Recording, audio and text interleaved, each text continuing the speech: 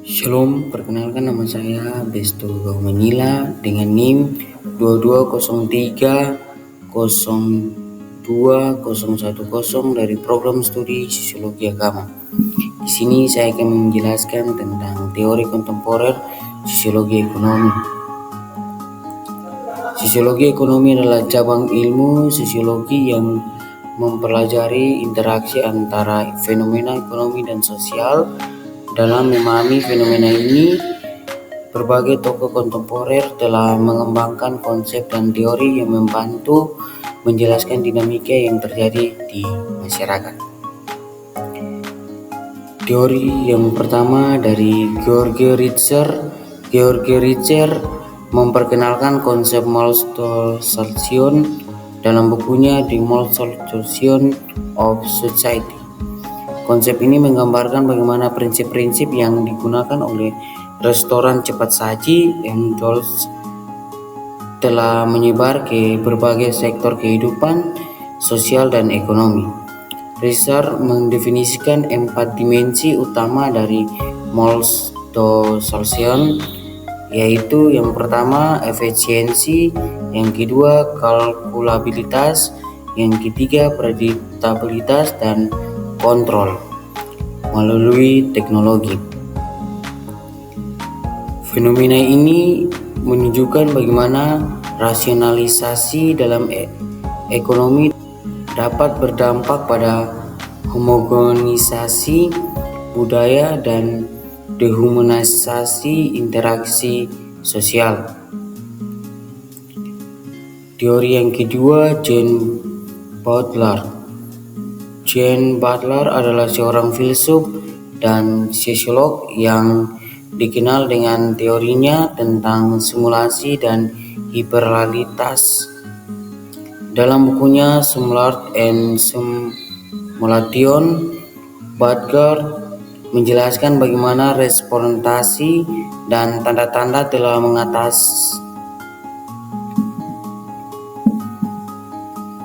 Teori yang kedua, Jane Butler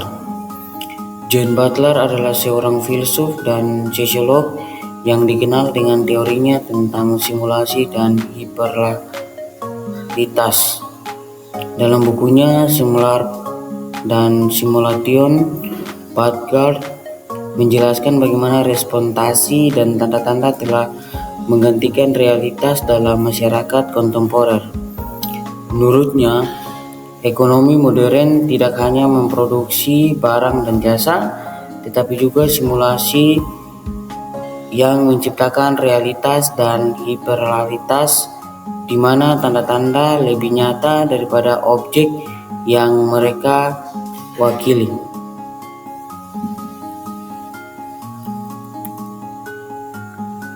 Teori yang ketiga dari Theodor W.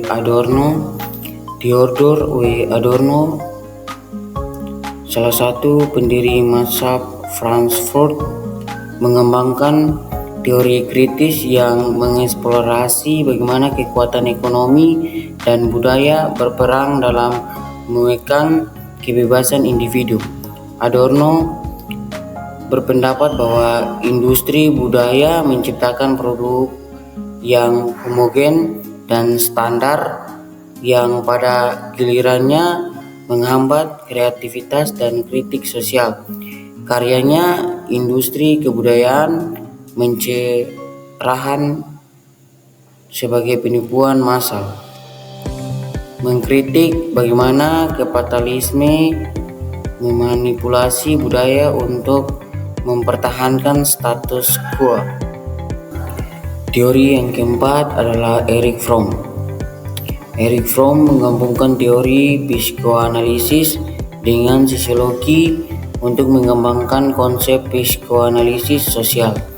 Dalam bukunya Expand from Freedom, Fromm menganalisis bagaimana dinamika ekonomi dan sosial mempengaruhi psikologi individu. Ia berargumen bahwa masyarakat kapitalis menciptakan kondisi yang menyebabkan alienasi dan kehilangan kebebasan sejati, di mana individu merasa tersaing dari pekerjaan, produk yang mereka hasilkan, dan masyarakat secara keseluruhan. Teori yang kelima yaitu Hubert Marx. Hubert Marx, juga dari mazhab Frankfurt, dikenal dengan karyanya On the Rational Man. Marx berargumen bahwa masyarakat industri maju menciptakan individu yang satu dimensi, di mana kebutuhan dan keinginan mereka dibentuk oleh sistem kapitalis. Ia mengkritik bagaimana teknologi dan rasionalitas instrumental digunakan untuk mengekang kebebasan dan mengekalkan dominasi sosial. Kesimpulan dari semuanya adalah konsep dan teori yang dikembangkan oleh para tokoh kontemporer ini memberikan wawasan yang mendalam tentang fenomena sosiologi ekonomi. Mereka menunjukkan bagaimana dinamika ekonomi tidak dapat dipisahkan dari konteks sosial dan budaya, dan bagaimana kekuatan ekonomi dapat mempengaruhi struktur sosial, budaya, dan psikologi individu. Demikianlah hasil presentasi saya. Shalom. Ada beberapa referensi yang saya cantumkan untuk mendukung penjelasan saya di sini. Demikian hasil presentasi saya. Shalom.